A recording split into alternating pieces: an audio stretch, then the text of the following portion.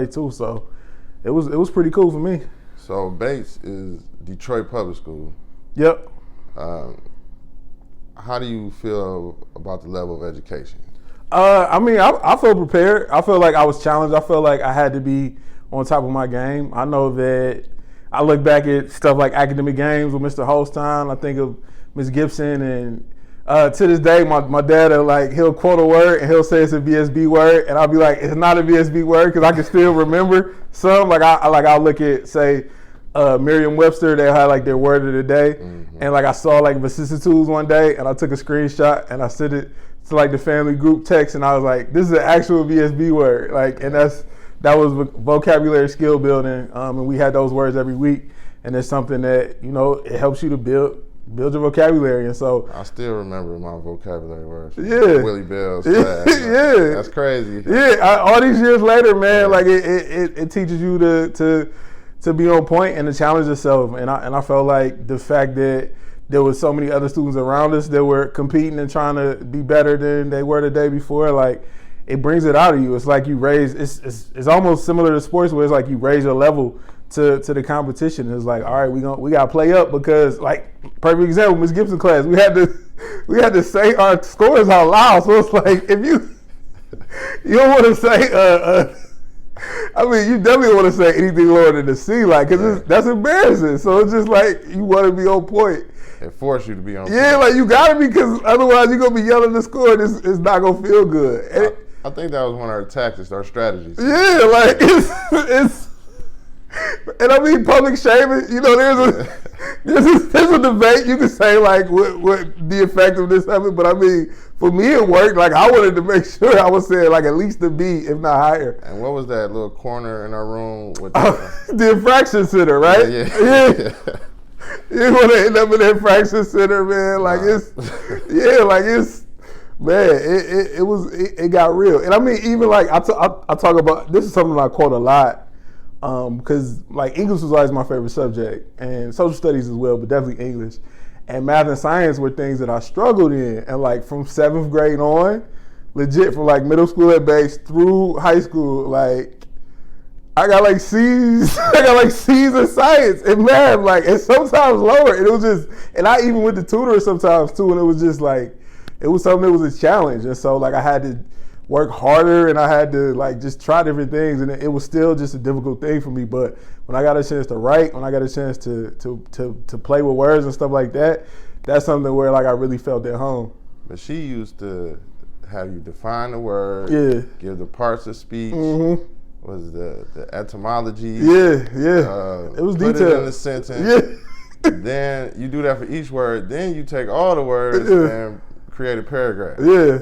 Wow. I didn't even remember all that, but yeah, like that, and that's detailed, because it's one thing to be able to memorize definitions. It's another to be able to like break down the definition and say like, this is where it comes from. This is the part of speech. This is what it means, and then it's like, okay, so now it's real. Now it's something that's really gonna stick to you, and it's like, oh, okay. It worked. Yeah. It worked. Yeah. That was a good strategy. Good way of, keeping us on point and building our vocabulary. For sure, yeah, because there's a difference between like really learning something and just memorizing. Exactly. Exactly. And it's so important to be able to like really learn it as opposed to, and that's the challenge, because a lot of times in school, like I would feel like I was like memorizing a bunch of stuff, but something like that is like, it's challenging me to like, okay, like I had to really digest this, and I had to really sit with this, so like I can really express it and for it to stick with me. Yeah, and you had to understand the word to create a real sentence. For sure, yeah. You can't. It's like you can't fake certain stuff, and it's like if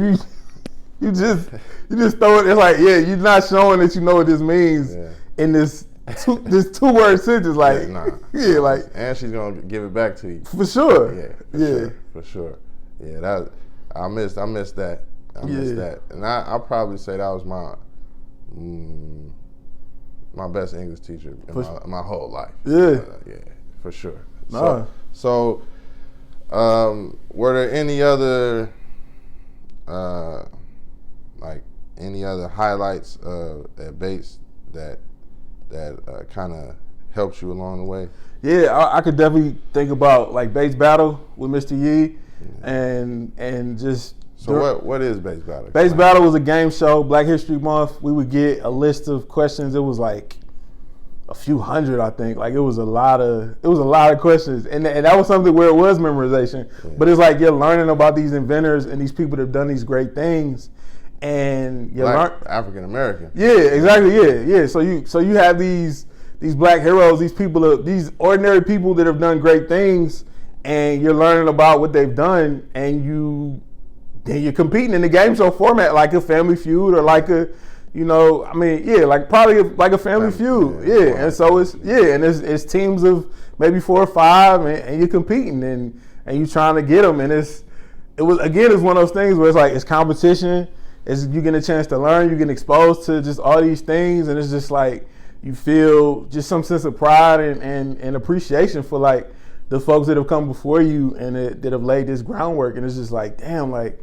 It's a lot of us that have done some really cool things and some really impactful things. Like you think about Garrett Morgan and like the stoplight, and it's just like, yo, this is an everyday deal. Like you think about who's it, Jan Matzlinger, I think, with the shoe lasting machine. So and that's just something. I remember that from 7th, 8th grade. And Elijah so McCoy and the cotton gin, like all these things is like we talk about the gas mask. It's just so many, Mary McLeod Bethune, like so many things, so many people that have done some just really impactful things, and it gives you a sense of pride. It gives you there's also like some wonder there too, where it's just like possibilities. And you were talking about the young people and what they could become and everything like that. It's just like that exposure and just knowing if something exists is such a big thing, because it's like, until you see it, until it's tangible, you don't really know. So like, you can learn